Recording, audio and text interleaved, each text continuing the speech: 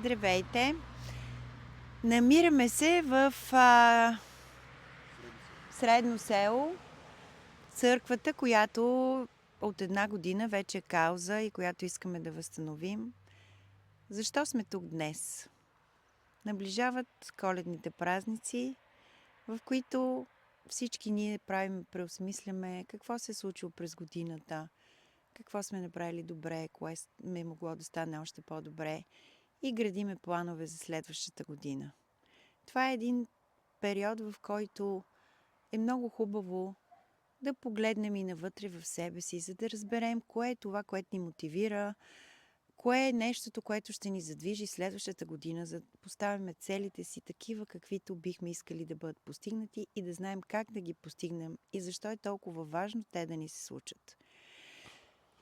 Тук сме при тази църква, защото това е едно място духовно, в което хората обикновено поглеждат навътре в себе си, изповядват греховете си и се молят за бъднините си. Молят се за здраве, молят се за успех, за благоденствие, за просперитет, за тях и техните семейства, най-близките им деца, приятели, внуци.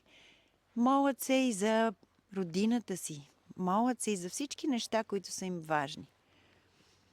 Това е един период, в който каквото и да сме правили през цялата година, е хубаво да спреме за момент и да преосмислим всичките си действия. Това се опитваме да направим и днес. Тук има няколко възможности за размисъл. Едното е исторически. Много интересна историята на тази църква, която се е построила с помощта на дарителски средства по желанието на бай и Иван, която е завършена между 1850 и 1860 година, по време, в което България е била под турско робство.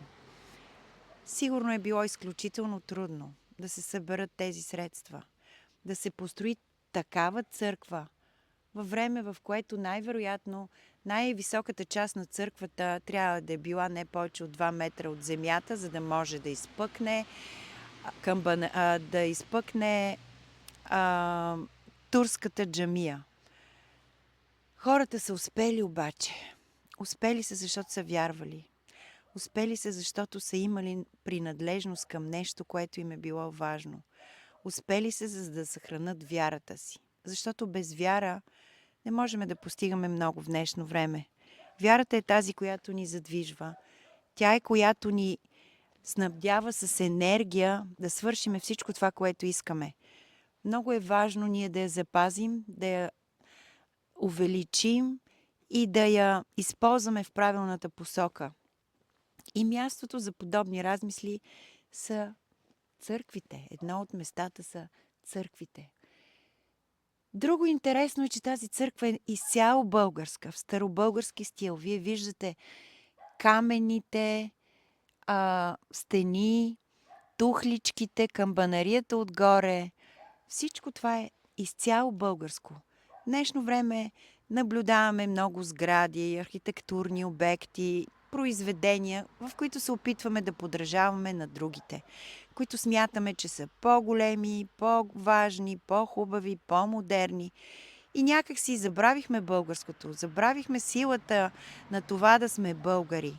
А трябва да си спомняме, че камъка си тежи на мястото, че България е дала много и има още какво много да даде. Щом веднъж е давала, този извор никога няма да пресъхне. И е важно последния план, третия план на това, защо сме тук днес. Факта, че тази църква се е построила след обединението на всички хора, които заедно си я съградили, които са дали от средствата си, за да бъде тя факт тогава и да бъде храм за тяхната вяра и надежда за бъдния ден. Тук минахме и през плочата, която олицетворява и още е запазена, човека, който успял да обедини всички хора на селото и за много кратко време, през онези трудни времена, да успеят да я съградат. От това имаме нужда и днес ние, българите.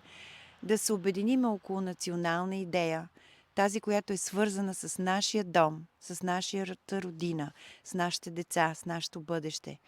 И без оглед на миналото и без далечни прогнози за бъдещето, да спретнеме ръкави и наистина да си зададеме важните неща, които би следвало да се зададат по това време на годината. Какво свършихме добре в тази година? Какво смятаме да свършим следващата година? Как ще го направим? То добре ли е за всички нас? То равно ли е на националния ни интерес? То българско ли е? Истинско ли е? От душа и сърце ли ще го направим? И ще бъдем ли доволни един ден, когато се обърнем назад и си кажем как преживяхме нашите животи? Имаха ли смисъл? Направихме ли нещо за тази земя, за тази родина, за този народ, за нашите деца? И какви ще бъдат отговорите? Живеем в преломни времена. Промени ни очакват. Трябва да помислим, трябва да притихнем, трябва да се смирим, трябва да погледнем навътре в себе си. В някой храм, може би до година и в този, когато вече е готов, и да си зададеме всички тези въпроси. И когато чуеме истинския глас вътре в нас, какво ни казва той, ще сме сигурни, че правилните решения, правилните отговори, правилната информация е достигнала до нас. Тази истинската, свързаната с много по-висшите и смислени неща и с по-голямата истина. Нека го послушаме, нека го последваме и нека той ни води през цялата следваща година.